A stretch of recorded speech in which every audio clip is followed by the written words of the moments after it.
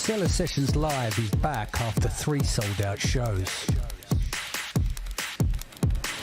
Come join me and an army of 7-8-figure sellers from around the world.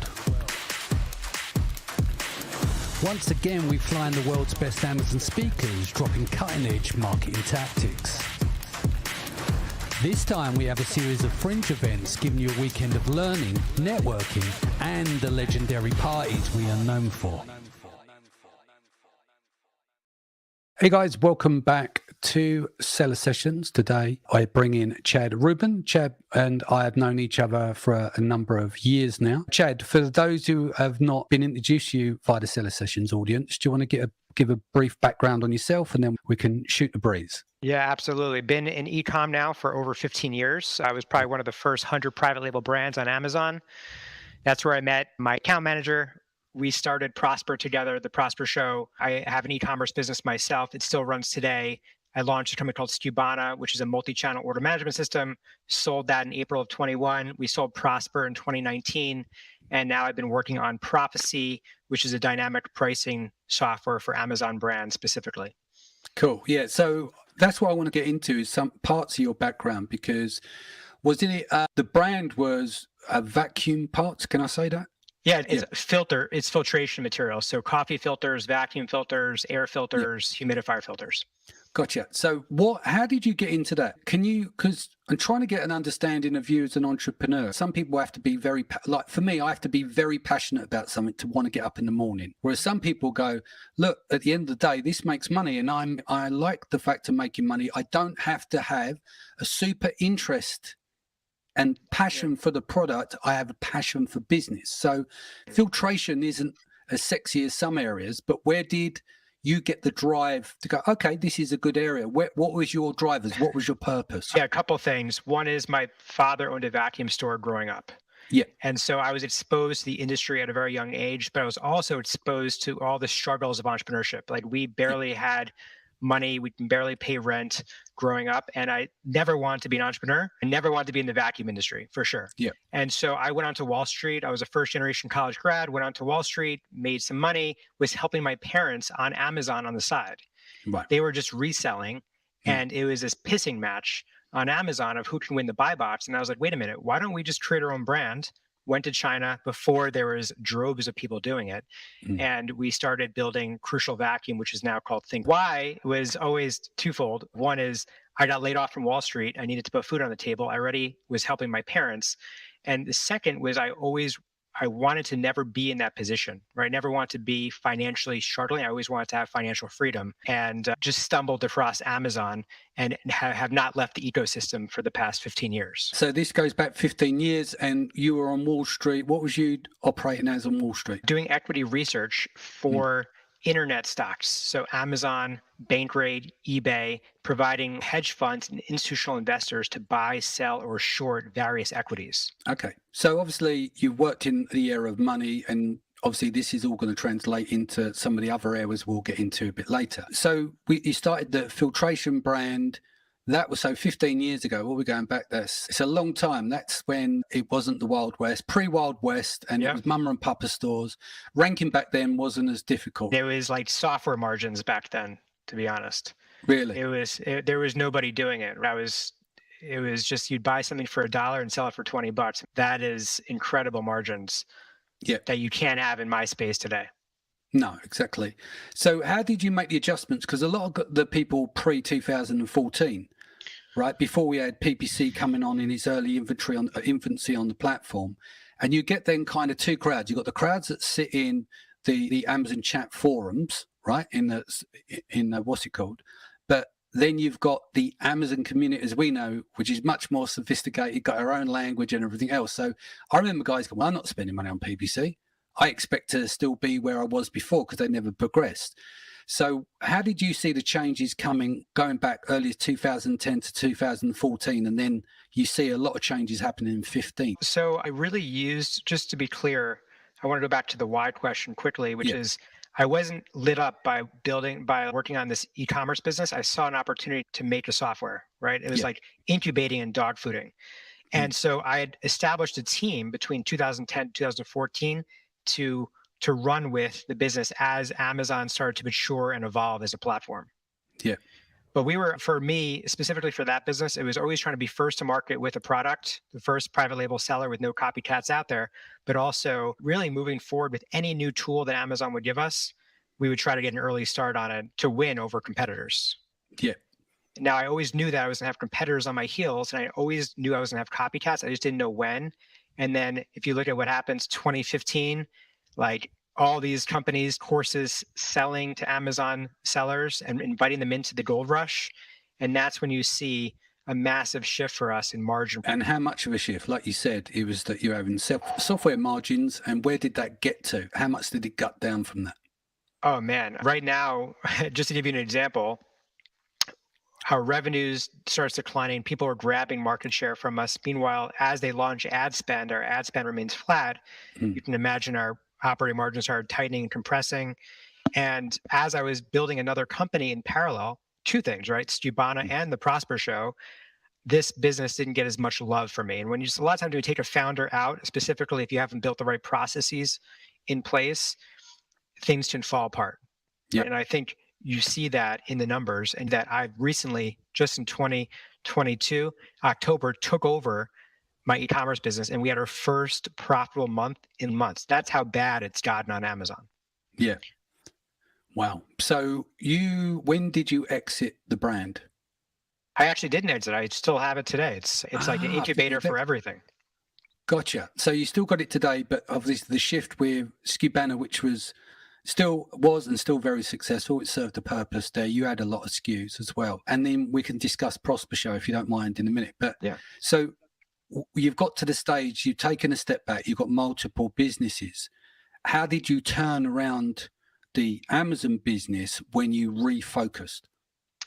So I tried to find the right integrator, the right operator in place, and I had a really hard time. It's very hard to find, actually, somebody who can do what they say that they can do and really take an interest in helping you maximize the business from a profitability perspective. Like turning around an Amazon business is almost like catching a falling knife. Aggregators can't do it. If these aggregators who have so much money can't turn around the business, what makes myself think I can? And so I took on the challenge in October, and I made some pretty interesting changes. So we'll talk about price, changed price dramatically.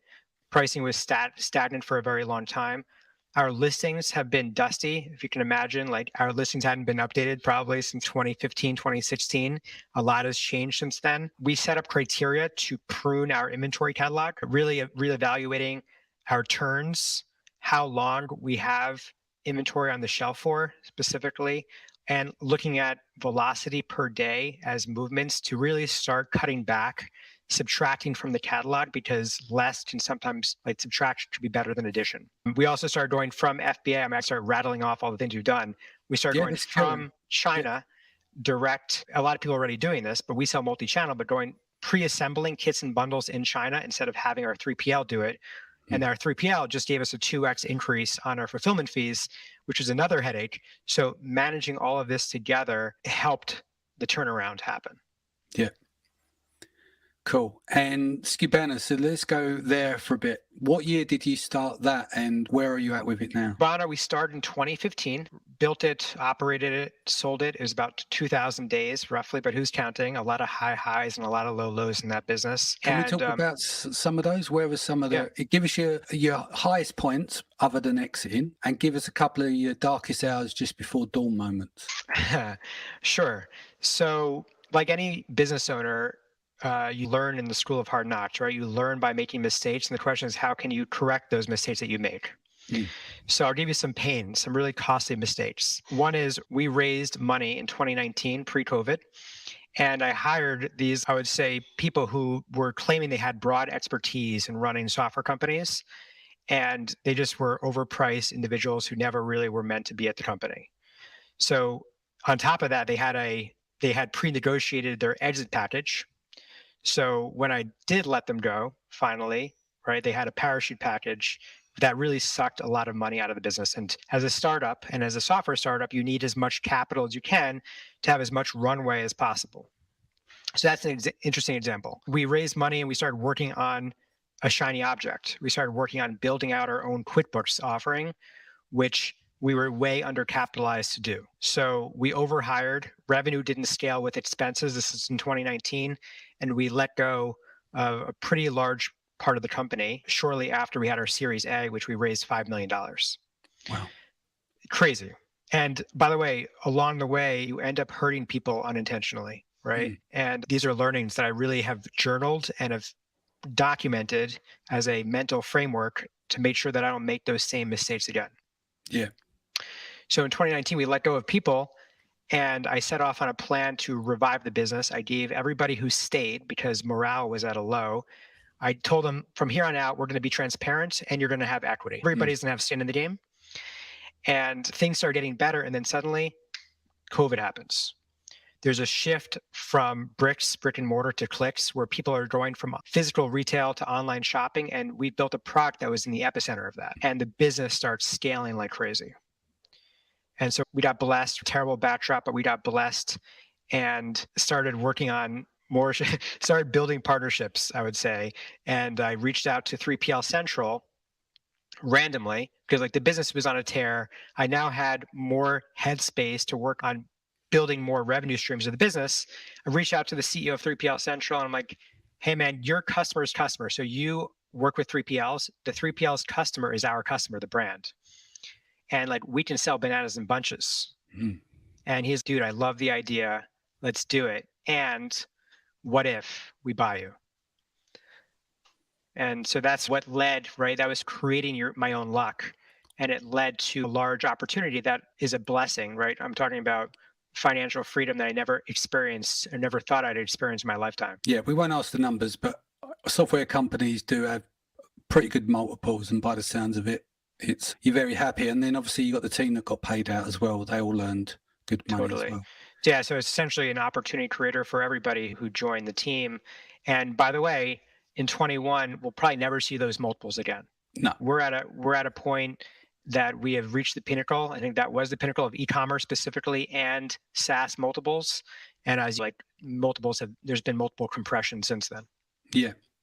Yeah, we can talk a little bit about that market as well. It's fascinating for me. I remember, was it late 2019, I started to see that move, and I was on the podcast. I'm like, it's time to sell, it's time to sell, it's time. Because we're seeing these, and I'm seeing some of these awful business, and I'm disrespectfully, in terms of their true value, people were just snatching. I'm like, I'm seeing some car crashes being sold, but I'm happy for the seller because they're making money. They'll come to me and we'll be speaking. I'm like, I wouldn't say that their company is X, Y, and Z, but it was very disparate in areas as a business. And I'm like, take the money and run. You're never going to get that kind of money again. And I think this is where we're at the moment, unfortunately, is that it's a bitter pill for sellers to sell who missed that window, which is an unrealistic window, when others have sold at this X multiple. Because they go, I'm not going to take anything less than that because such and such got it. But it's a very unrealistic multiple. He said, I think it will go up in about 18 months' time. I think we're going to get some confidence back in the market. Money gets released again, but not the 7s, 8s, and 9s, or not necessarily 9s, but 8s, I think it's the peak. But it will go up a bit. What do you think? Yeah, I think it's going to go up. I'm pretty bearish on the current environment. I'm uncertain about even the next 2 years or so. I think there needs to be a change in the administration specifically. There's two ways to grow, right? You either get acquired or you grow organically, right? I think the option of getting acquired right now is very slim. So now the best you can do is grow organically, but actually make profitable sales and focus on profit. And that's what you're seeing everyone doing. Yeah. And my business, by the way, my e-com business has been struggling probably after 2021, roughly end of 2020 and beyond. Like, it wasn't just me. I'm not alone on that. If you look at the market, most of e-commerce has been compressed. Aggregators, which is a whole nother topic that we can get into. You have 100 plus aggregators that printed $15 billion and that are making layoffs because they're distressed. Yeah. So, Skubana, do you have any hand in that now at all since the exit? No. Nope. So essentially, I was an at-will employee. So we got April 2021. I worked there till October. I resigned in October 21 and then started Prophecy in December of 21. Yeah. So let's actually start talking about that now, because it's very interesting how they've rolled into each other. But the current business is back because of two reasons. One, your focus is back on your Amazon business and you spent time turning it around. And two, is the new software, I take it, the reason for building it was to squeeze out some more margin to a certain degree and be more sophisticated, yeah? Totally. I was thinking about, I was just sitting at it, looking at a tree, staring at a tree, thinking about how do I turn this business around and just journaling. Sometimes you just need that mind space as an entrepreneur. And pricing hit me in the face. I'm like, we haven't changed our pricing and nobody is really focusing on pricing. Why is that? Started digging into it and realized there's a ton of inefficiencies in the way that we've been pricing. And there's too many signals to figure out what is the optimal price, because on Amazon, and you're a student of the A9 algorithm, there's something called a knock-on effect, right? The price today affects your orders tomorrow. Yeah. And your orders tomorrow affects your BSR, right? And your discoverability and everything else. So what is the optimal price? Nobody actually knows what the true correct price is. And so if Uber has something called Uber Surge pricing, which is dynamic pricing, and Airbnb is leveraging AI to come up with smart pricing, why? We're just asking the question of why, right? Why does it have to be this way? And I think that's when you start peeling back the onion and you start seeing that there's a pretty massive opportunity. Yeah. So how was you able to scope this out then? So you were journaling, you got the idea, price is the problem. What outside of trying to calculate the best way to do it, which was tough, what made you go, you know what, it's time to bring in technology, AI, build it ourselves, etc.? Yeah, so I was doing it, well, first of all, like everything else, I was doing it manually, right? First, I was seeing like what people have said on price in the past. And most, I would say, influencers, which I like to use that word very loosely in the Amazon world, would just say, or thought leaders. Can't live with that the thought leader title is just, if I turn around to one of my friends and they go, what are you doing? I'll go, I'm a thought leader.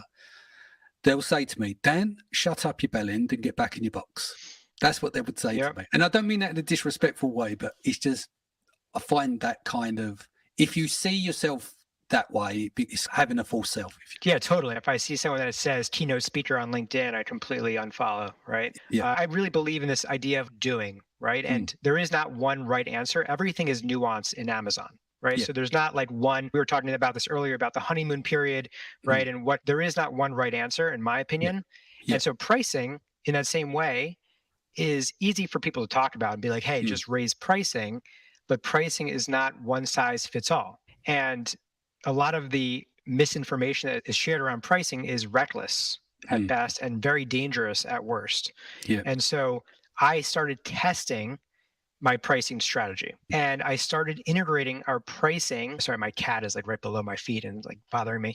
No worries. Essentially, I started really working on, so I built a spreadsheet with an ASIN, looking at BSR, price, contribution profit. So that's, you have your price after your cost of goods sold, your landed costs, after all your fees on Amazon, you have your gross profit, subtract out your ads, now you have your contribution profit. Started working on, okay, if we make these price changes, what happens to BSR and what happens to profit? And the right price isn't always up. Sometimes the right price, the most optimal price, is down. Then what we start to do was we started to really integrate pricing as a topic. We started an L10 meeting. And I'm not sure if you're familiar with this, but this is like an EOS principle around alignment and getting everyone on the same page.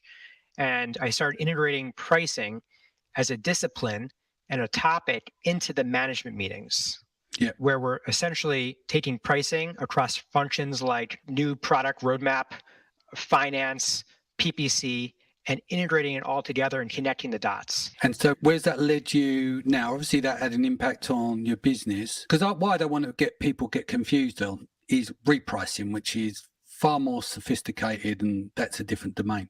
But where do you see with the tech that you built, the impact it's had on your business in certain areas? Like you said, there's no one way that fits all in terms of when it comes to price, because it can be very dynamic in terms of your approach. But what have you been seeing, some of the trends that you've developed from that? So a couple of things. One is we were leaving a lot of money on the table, which led me to believe that many other brands, now we are a repricer, but we're a repricer for private label. We don't care about resellers. That's not where we focus. We live and die by the search engine ranking page on Amazon, not by the buy box. So we work with people who already own the buy box. They don't need to compete in the buy box. So that's just an interesting note. Now, as I was doing it manually, I started reading about AI. And so everybody was focusing on Web3 and NFT and Bitcoin. And I'm like, yeah, fine. I've got some Ethereum. I bought some. But to me, the future is AI. And the reason why, if you think about even Wall Street in general, right? In 2010, 10% of Wall Street was using AI, and now it's roughly 60%. Most humans are now just mere observers on Wall Street. And I was like, wait, this is actually going to happen on Amazon, right? It just hasn't happened yet. Mm. So essentially, algorithms render old paradigms extinct Yeah. and then help brands make mounds of money. And those that are going to hop on this first are going to be the ones that actually make the most money, like anything else, right? Yep. First movers. Yep. And on top of that, the beautiful thing about AI is that it's essentially faster than us, it's cheaper, it is capable of self-improvement and evolves. So AI can do what I'm doing with pricing that took so much time and do it automatically for me with mathematical equations and functions that are self-created to generate the output that I want to achieve. In the case of prophecy, right, and the AI that I'm working on is around optimizing price to maximize profit without sacrificing your BSR. Yeah. And so where you are in the process now with the software? It's been a year. We are in what I call the second cohort of our beta. We learned a crap ton in the first cohort, made mistakes too. It's very important, right? Essentially, they say in SaaS is that if you're not embarrassed by your product launch, you've launched too late. Yeah, exactly. Yeah. Minimum viable product you need to get out there. Exactly. So we got it out there. We had some realizations, and I'm happy to share with you some of those mistakes as well. Yeah, and now we're in our second cohort where we've upgraded our systems based on what we've witnessed in the market. Yeah. So the first thing that we witnessed was Amazon brands don't change price. And so what does that mean? Is that imagine you go on Facebook and you have no friends, you have no contacts, you have no posts, you have no dwell time on podcast or video content. Facebook wouldn't know what to serve you. Yeah. In that same vein, we were working with these brands and there was no price changes. So there was no meat to chew on to spit out the proper optimized price. So one of the upgrades that we made was we go through this, what I call the hyper learning phase.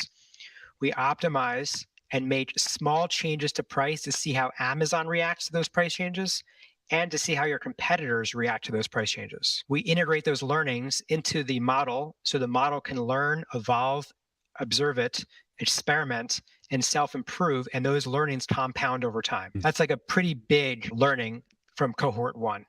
Yeah. Another mistake was we let the AI run on its own, and that was a massive problem because the AI is not perfect.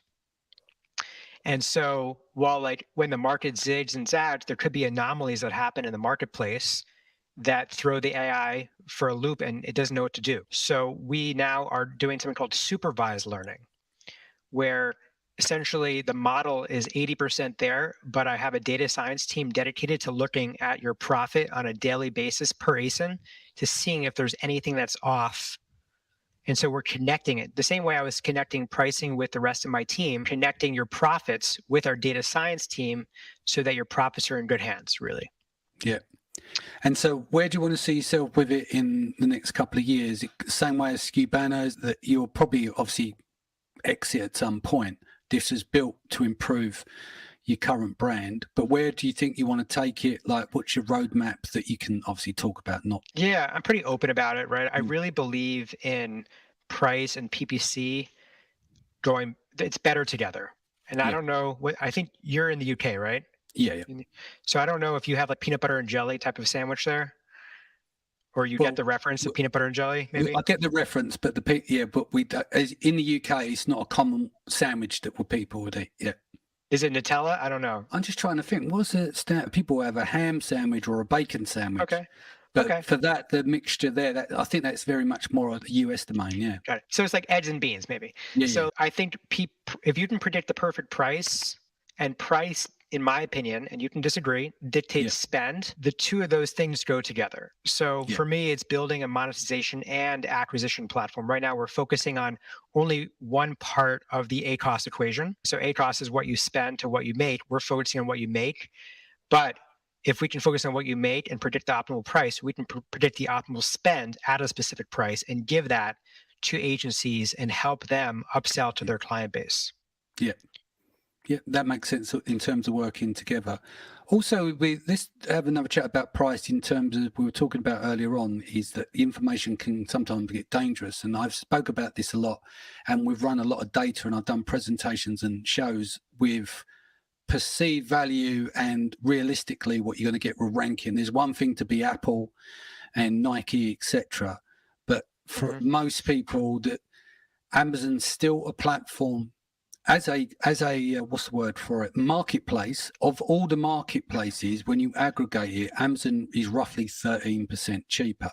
And then people have a discussion about affluent people. They've got the money, they'll buy perceived value or premium price products.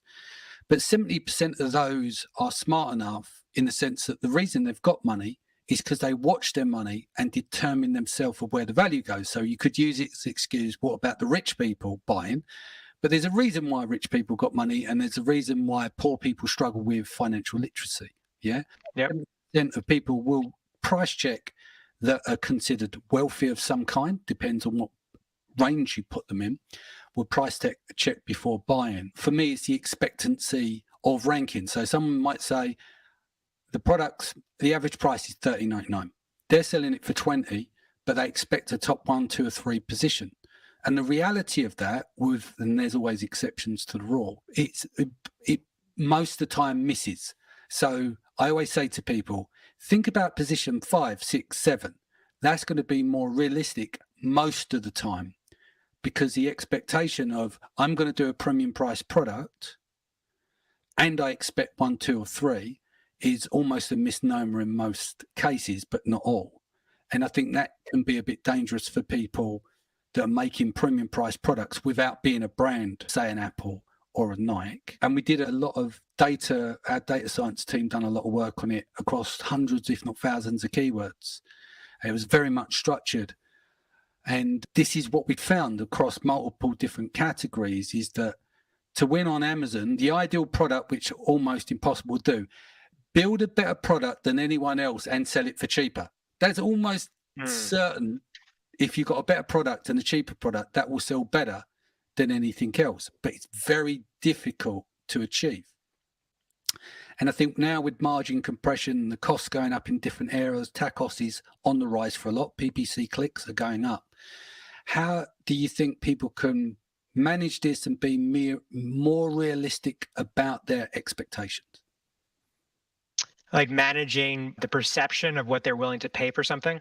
Yeah, their own perception of this. Yeah. And by the way, this was included when I was doing this manually. And I would, again, encourage everyone to quantify everything in a spreadsheet, right? Yeah. So I was pulling in BSR, price, reviews, quality of reviews, quantity of reviews. There's a treasure chest of information on Amazon that's available to you, right? And that's through the SP API, the Seller Central API. It's through the Ads API. You can pull it from the platform itself. And then you have your competitors. Now, the interesting thing about Amazon is like nothing happens. Make a change to your listing or even a price, or you run out of stock. That has a knock-on effect, not just for your own BSR, but on your competitors' discoverability and on what they make changes to. Every action has a reaction, and every reaction has an action associated with it. So the thing that we started doing was I started scraping my competitors' price and their reviews and their quality of reviews and their quantity and all of that information and their discoverability, where they are in the search engine for the keywords I cared about, and started putting into a spreadsheet. And really the AI was just codifying that for me in a way that made a lot more sense. But I think that it's not just about going up in price. I want to go back to this idea of there's this perception of what you've historically paid for something. And so on Amazon, you type in, I don't know, Post-it notes, right? Or let's just use a lighter, right? You have a lighter, and this lighter is on Amazon, and everyone has different reviews. Everyone is FBA or non-FBA. Some of them have discounts associated with their couponing, promotions. Some of them are ads, some of them are not ads. You have to actually pull all of these signals, and some of it's noise, a lot of it is noise, into a spreadsheet, because there's so many variables to identify the value and see where there's value leakage on your product. Because sometimes the optimal price could be taking this lighter and lowering price, which will actually spur more demand, velocity, increase your competitive positioning, and your contribution profit, which is the only thing I care about, will be the absolute dollars that you generate from this lighter will be more based on actually lowering price, whereas everyone's going high. So like when they go high, you go low. Yeah. Or when they go low, you go high. So it's actually the reason why no one's done this is that it's actually really hard. It's hard. It's easy for a guru or an influencer to talk about it. It's hard to actually put it into practice. Yeah, indeed. ChatGPT-3, you're hot on that as well. I know everyone's speaking about it at the moment, and I've seen some of your content with regard to that for breaking down data within reviews, which is really good. What part is that playing in your business now as well? Are you on there every day? It's a huge part. Well, first of all, I have it on a separate screen. So if it's creating a better email or bullet pointing something, I'm using it across my business. I even have a Chrome extension in my Gmail that helps me write better responses. It actually helps my VA write better responses in the business. But yeah, we're using it all the time. Now, I believe that AI is the future. I believe in the rise of algorithmic brands, not just for pricing, but for PPC, for demand forecasting, and for actually, we haven't approached the point of technological singularity, which is when the AI supersedes humans, which we will get to, and I think it's coming sooner than expected, which has its good and bad. But specifically on ChatGPT, I think it has unintended negative consequences, but specifically as it relates to an Amazon company, all about the prompts that you're putting in. The engineering of prompts and like the calorie intake, right? Because you can have equal calories, right? You can have a burger from McDonald's and you can have calories from an avocado, and one calorie is actually more nutrient dense than the other. Yeah. And so whatever you put in is what you'll get out of it. And so the calorie of your prompts are so important. And I've been really playing around with this, and I've been actually building into our platform at Prophecy some super interesting stuff around prompts for Amazon sellers that they can take advantage of. Yeah. Excellent. I think what's your viewpoint, by the way? I just wanted to hear. I'm loving it at the moment. I'm not using it as much as I once was, because I moved away. Like when I first started to use it, I'm like, yeah, you can use it for everything. But then it takes away certain aspects in terms of whether it's content, etc. But there are certain uses like for it. And like you said, with prompts, unless you nail the prompts, then you're just going to get generic splutterback, really. And it's really how do you start to use it. So instead of me going, oh, can you write something about this, I would write it in the bullet points, and then I'll tell it the writing style and stuff, but then I'd only take a paragraph out, because the rest, it doesn't sound like me if I'm writing it. Does that make sense? So instead, first I'm thinking it's going to replace everything, to now it's used for grunt work, heavy lifting, problem solving, and using smaller bits from it, but still keeping what I'm trying to do with it, if that makes sense. But when you mentioned the plugin for email, I hate doing emails, so I don't mind letting that rock in there. Do you know what I mean? Yeah. But yeah, there's lots of, even the other day, bizarrely enough, now I end up doing a load of contract stuff. Basically, I've got a legal guy that I've been using 15 years. He's not very expensive, but it's actually quicker for me to whiz it up in there. Because the way I see a contract, right, in most cases, I try and do business with people that, one, I like, two, who trust, and it's a reciprocity there. Both agree both ways. Because most contracts you can wipe your backside on, because if someone wants to pull out, they pull out, and that's just going to the way it's going to be. But people still need to have contracts, right? So it allows me to whiz up a load of contracts governed by UK law, US law, or whatever that means, and also done my will in there the other day. I'm 47, but it's still important. And then there's the complexities how that breaks out for my wife and my daughter, and having partnerships in business.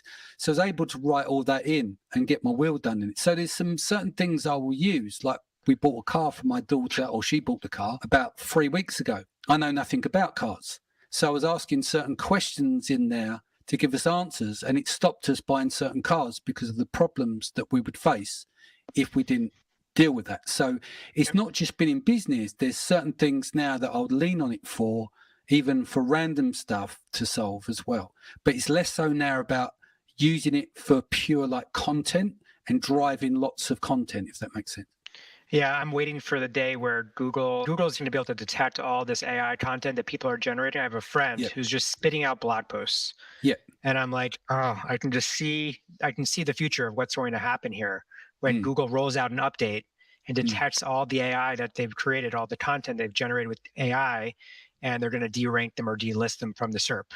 Yeah. Look, I think ChatGPT has some serious benefits for the low end work. Emails, I use LEAI, this Mm. Google Chrome extension. I have no affiliation with it, but it's really Mm. cool. I've integrated ChatGPT into our Slack because I didn't want people context switching from Mm. ChatGPT. And so now we have one AI Magic Slack channel that we've created around ChatGPT. But I do think, in terms of Amazon specifically, because that's the audience we're talking about, it's like ChatGPT is going to be as powerful as the prompts you create, plus the information that you load into it from the integrations.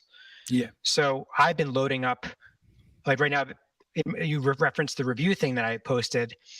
It used to be that there was no character limitation on ChatGPT. I can take Mm. 3,000 reviews, export it from Helium 10, and I can upload it, and then it can summarize the reviews, and then I use the negatives and turn them into positive feature statements for bullets and for infographics.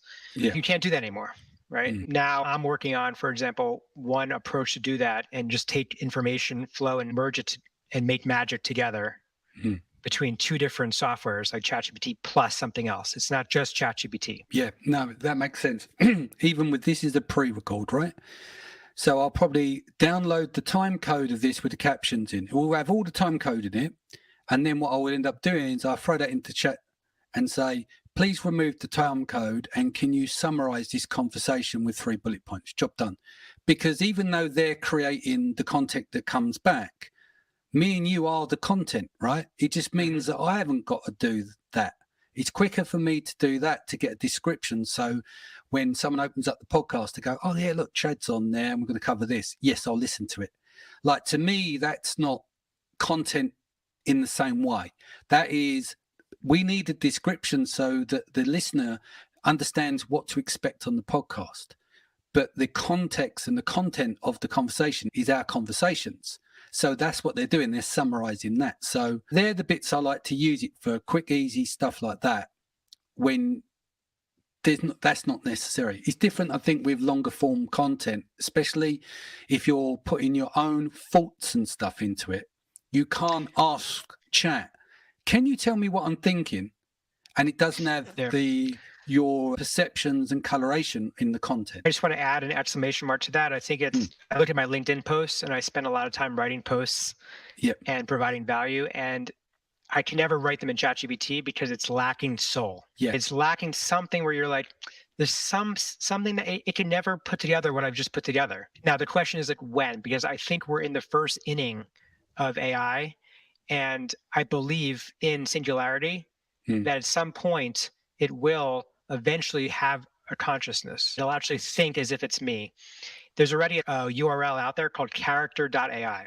Yeah. They've essentially built a model on top of a model around personalities like Elon Musk or Joe Biden, Bart Simpson, and you can ask it questions and it'll respond as if it's that person. Wow. That's scary. It's crazy. Yeah, because you know what's coming next is that when they get hit jobs on videos and they'll be sitting there and they'll be, one day Chad will be saying certain things that he's never said in his life. Yet it looks very realistic that you've said all of these different things because AI has been fed. That's what's scary, I think. Yeah. Because that can be damaging for people. Yeah, the deep fake end of things, which are going to be much more easier to produce than it has been in the past. Totally. That's, I think, really, once we start getting into those personality types and taking on people's tone, that's going to ruin people's lives unintentionally. And you can't wheel it back because what happens, let's just say someone does that, a deep fake, and everyone reports on it because bad news goes viral. Mm-hmm. Yet when it comes round and it gets compared and it shows it's a deep fake, how much of no, this is not true? No one backpedals. So the damage is still done. Do you understand? Totally. Yeah. I think that's going to be a scary part of the future as well, with the deep fakes getting worse. It's these unintended consequences that nobody foresees. Yeah. Yeah. And so in the meantime, though, right, you got to believe in the algorithmic takeover and ride the upside and the positives and take advantage of it while you can. Yeah. No, I agree. You jump on it, first movers advantage. There's the land grab to market. You get everything in early doors. That's how you're going to win. And then you deal with the side effects later, and then there'll be processes put in place to create safety points to have these under control. But innovation won't happen if it was regulated from day one. It's the same with Bitcoin and everything else that's coming through there. Because obviously in the UK, we've got this, I can't remember what it's called now, but once they start bringing in this single currency, that's scary. I won't start putting my tin hat on, but once they will tell you that we're converting over to this currency here, like a cashless environment and stuff like that, there's more to it than meets the eye. And Totally. It's going to be very scary for people. You think you're not controlled now, watching shitty news on TV and having your perceptions nullified by all this junk that they're putting out because you struggle with differentiating from the truth and the objective truth and what's been fed with you from one channel to another, and all of your behaviors affecting it through flicking through devices and stuff. You wait till stuff like that starts coming along, you need to be switched on and aware with that kind of thing. And yeah, I'm totally aligned on. Yeah, I'm totally aligned on that for sure. Yeah, it's a bit scary. Last couple of questions. The legacy on money. The legacy on money. What do you mean? What would you prefer, the legacy or the money? Everyone says both, but if you broke down legacy and money, what does that mean to you? So legacy to me means creating opportunities for others. I try to remove ego from it. In Mexico, they have something called Cinco de Mayo, where they repeat, or no, it's the Day of the Dead, right? They repeat the dead person's name because that is like the last part of their legacy. And once the name stops being repeated, then there is no more individual. Yeah. So I am a big fan of creating opportunity. Do realize that I will not be remembered, right, after I pass. And so only thing I can do is just raise other people up in the meantime.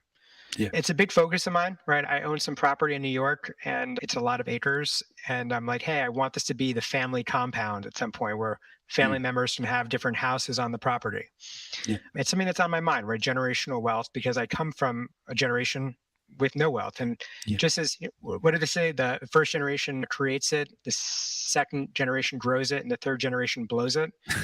I'm nervous about that. And I want to make sure that everything's intact to create the lineage of growth and success. So I guess that's not a direct answer to your question, but No, it is. That's a good answer. I prefer legacy, but not ego legacy. I prefer just creating opportunities for others. Yeah. And how would you like to be remembered? One of the reasons why I love the industry that we're in is that I wanted to leave a lasting impact and leave it better than how I entered into it. And I think I've already done that. Specifically, after there's this Maslow's hierarchy of needs, after you hit a certain scale and you've already have all your needs taken care of, the most important thing to me is a house of love, right? My family, experiences around me, and creating opportunities for those that I love around myself. Yeah, that's great. I'm full support of that. What's the best way that people can... My personal email is chad@prophecy.com. Feel free to reach out. If you liked what you're hearing today, we'd love to talk shop and support you any way I can. Yeah, I'm on LinkedIn as you posting comments and thoughts, some of them controversial, some not so much, and also Twitter. So I'm just getting into Twitter. I've been lurking on there for a while, and now I'm starting to really engage much more. Excellent. Chad, thank you for joining us today. Guys, thank you for joining us. Sharon will be up next. I'll see you again next week. Take care of yourself and your family. Much love, and I'll see you.